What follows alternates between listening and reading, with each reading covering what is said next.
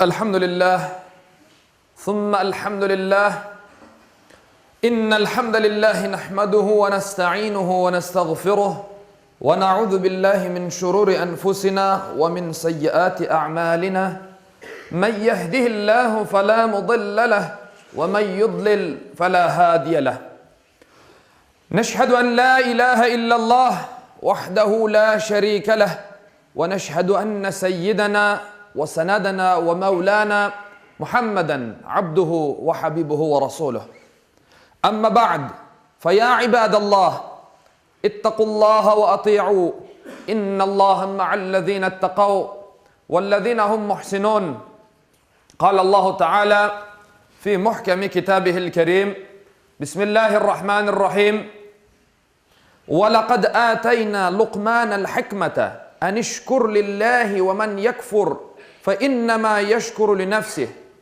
ومن كفر فإن الله غني حميد Sadakallahul azim. Aziz müminler, yüce kitabımız Kur'an-ı Kerim evlatlarımızı dünya hayatının süsü olarak tarif etti. Üstlerine şefkat kanatlarını kergenimiz, yaramaylıklardan sakındırganımız, külgüleri şenligimiz, koz yaşları kederimiz olgan evlatlarımız, Rabbimizden bizlerge bahşiş etken en kıymetli emanetlerdir. Hazreti Peygamber Efendimiz Muhammed sallallahu aleyhi ve sellem eliniz altında olganlardan mesulsunuz dep buyurgandır. Bu sözü nimetlerge emanet nazarından bakkan müminlerge evlatlarına nispeten mühim vazifelerini hatırlata. Mektep yaşına kadar şekillengen balanın tabiatı ana babasının elindedir. Evlatlarımızga yaxşı bir misal olmak cihetinden al ve hareketlerimiz pek mühimdir. Kıymetli müminler, Müslümanlar için bir ögüt olgan yüce kitabımız Kur'an-ı Kerim bizlerge hikmet, yani terin bilgi ve anlayış kabiliyeti verilgen Hazreti Lukman'ını daha çok oğluna vergen nasihatları ile tanıta. Hazreti Lukman aleyhisselam bir baba şefkatinin evladına vergen ilk dersi tevhid, tek Allah inancı, anlayışı ve inancını öğretmek, Allah'a ortak koşmamasını öğütlemek oldu. Çünkü her şeyini yoktan var etken ve yeryüzünü nimetlerinden donatkan Allah'a şirk koşmak büyük bir haksızlıktır. Büyük zulümdür. Hazreti Lukman ikinci olarak onu dünyaya getirgen ve en kıyın vakitlerde kol tutkan ana babasına nispeten teşekkür duygusu içinde olmasını, Allah yasaklagan işler dışında onlarga daima iyilikte bulunmasını ve davranmasını gerekligini hatırlattı. Ve o gütlerine şu şekilde devam etti. Balaçığım, yapkan işin bir toz tanesi ağırlığında olsa bile ve bu bir kayanın içinde ya da köklerde hatta yerin derinliklerinde olsa gene de Allah onu karşına çıkarır. Şüphesiz Allah en ince işlerini korup bilmekte ve her şeyden haberdardır. Balaçığım, namazını kıl, yaxşılıkını emir et, yaramaylıktan vazgeçirmege tırış, başına düşkenlerge karşı sabırlı ol. İşte bunlar kararlılık gösterilmesi gerek olan mühim işlerdir. Küçük korup insanlardan yüz çevirme ve yeryüzünde kopayıp yürüme. Hiç şüphesiz Allah özünü beğengen, maqtanıp turgan kimselerini sevmez. Lukman suresi 16. 18. ayetleridir.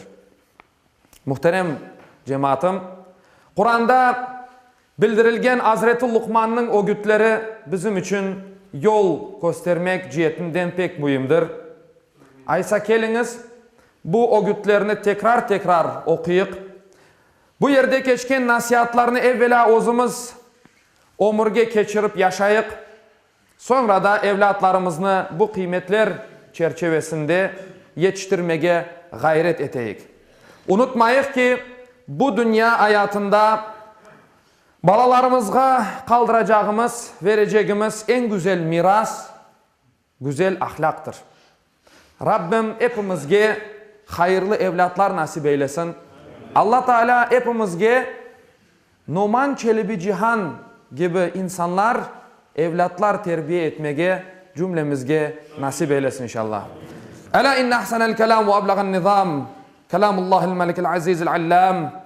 كما قال الله تبارك وتعالى في الكلام وإذا قرئ القرآن فاستمعوا له وأنصتوا لعلكم ترحمون بسم الله الرحمن الرحيم إن الدين عند الله الإسلام صدق الله العظيم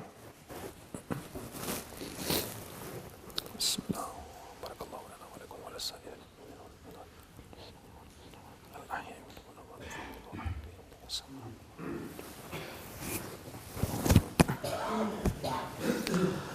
الحمد لله حمد الكاملين والصلاة والسلام على رسولنا محمد وعلى آله وصحبه أجمعين تعظيما لنبيه وتكريما لفخامة شان شرف صفيه فقال عز وجل من قائل مخبرا وآمره إن الله وملائكته يصلون على النبي يا أيها الذين آمنوا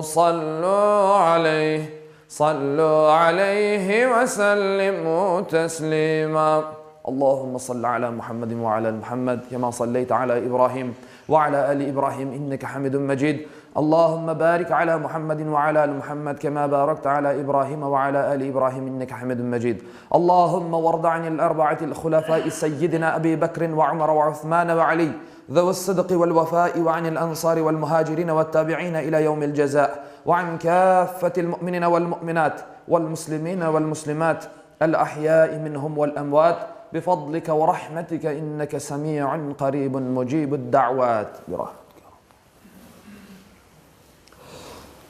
عباد الله إن الله يأمر بالعدل والإحسان وإيتاء ذي القربى وينهى عن الفحشاء والمنكر والبغي يعظكم لعلكم تذكرون ولذكر الله أكبر Vallahu ya'lemu ma tesna'un.